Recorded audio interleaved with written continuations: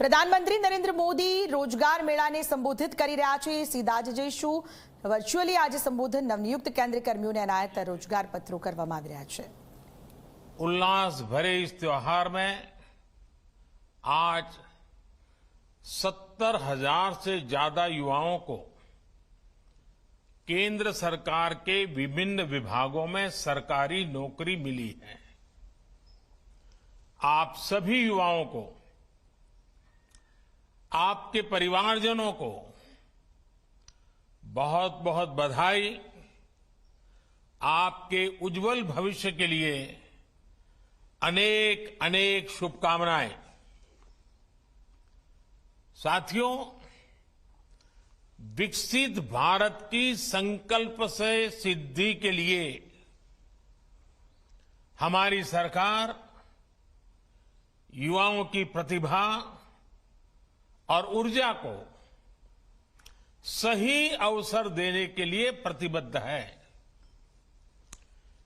केंद्र सरकार के साथ ही गुजरात से लेकर असम तक, उत्तर प्रदेश से लेकर के महाराष्ट्र तक एनडीए और भाजपा शासित राज्यों में सरकारी नौकरी देने की प्रक्रिया तेज गति से चल रही है। कल ही मध्य प्रदेश में 22,000 से ज्यादा शिक्षकों को नियुक्ति पत्र सौंपे गए।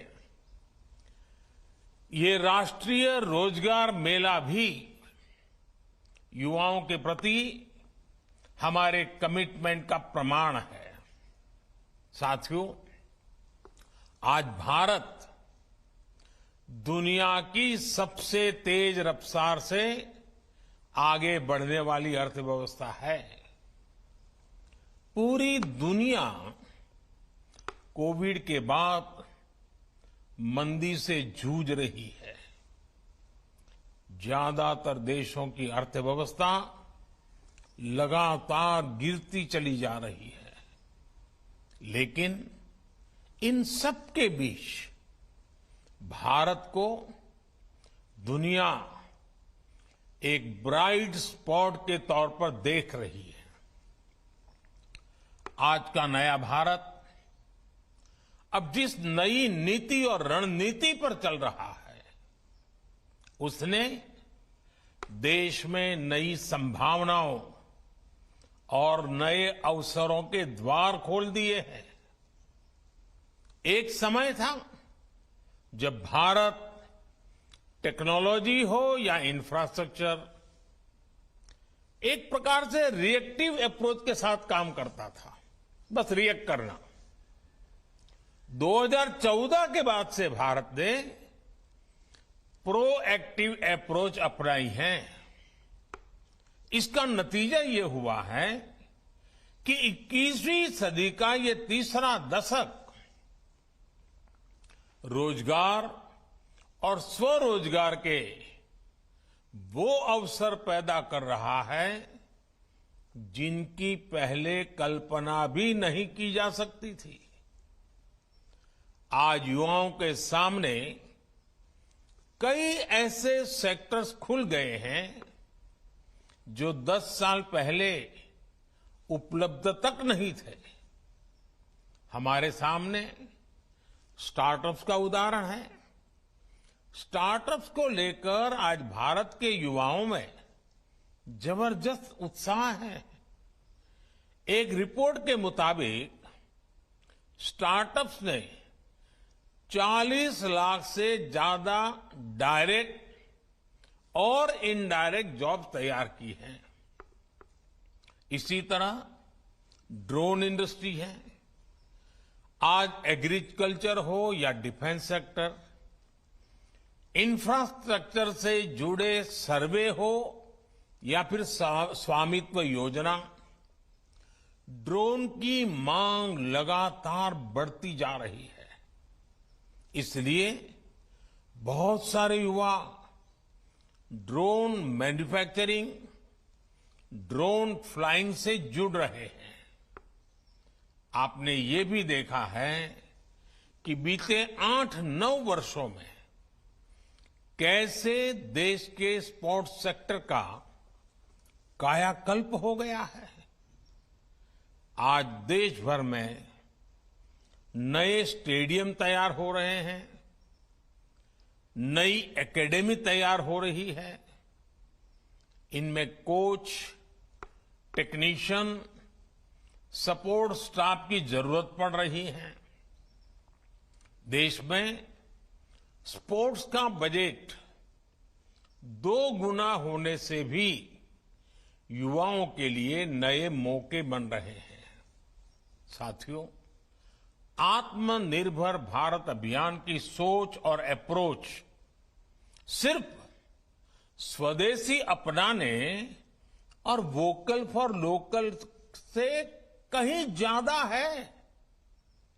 ये सीमित दायरे वाला मामला नहीं है।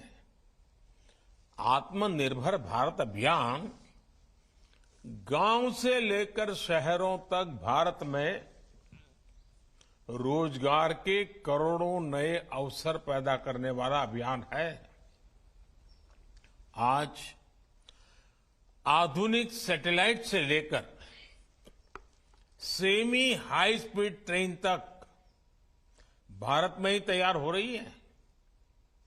बीते 8-9 वर्षों में देश में 30,000 से ज्यादा नए और सुरक्षित LHB कोचेज बनाए गए हैं। इनके निर्माण में जो हजारों टन स्टील लगा है, अलग अलग प्रकार के प्रोडक्ट्स लगे हैं, उन्होंने पूरी सप्लाई चेन में रोजगार के हजारों नए अवसर बनाए हैं। मैं आपको भारत की टॉय इंडस्ट्री का भी उदाहरण दूंगा। अभी जितेंद्र सिंह जी ने उसका उल्लेख भी किया। दशकों तक भारत के बच्चे विदेशों से इंपोर्ट किए गए खिलौनों से ही खेलते रहे। ना तो उनकी क्वालिटी अच्छी थी, ना ही वो भारतीय बच्चों को ध्यान में रखकर बनाए जाते थे। लेकिन कभी किसी ने इस पर ध्यान नहीं दिया। हमने आयात होने वाले खिलौनों के लिए क्वालिटी पैरामीटर तय किए और अपनी स्वदेशी इंडस्ट्री को बढ़ावा देना शुरू किया। 3-4 वर्ष में ही टॉय इंडस्ट्री का कायाकल्प हो गया और इससे रोजगार के अनेकों नए अवसर तैयार हुए। हमारे देश में दशकों तक ये अप्रोच भी हावी रही कि डिफेंस इक्विपमेंट सिर्फ आयात किए जा सकते हैं, बाहर से ही ला सकते हैं। हम अपने देश के मैन्युफैक्चरर्स पर ही उतना भरोसा नहीं करते थे। हमारी सरकार ने इस अप्रोच को भी बदल डाला। हमारी सेनाओं ने 300 से ज्यादा ऐसे साजो सामान और हथियारों की लिस्ट तैयार की है जो अब भारत में ही बनाए जाएंगे, भारतीय इंडस्ट्री से ही खरीदे जाएंगे। आज भारत 15,000 करोड़ के डिफेंस इक्विपमेंट विदेशों में निर्यात कर रहा है। इससे रोजगार के हजारों अवसर तैयार हुए हैं। साथियों, आपको एक और बात कभी भी भूलनी नहीं चाहिए।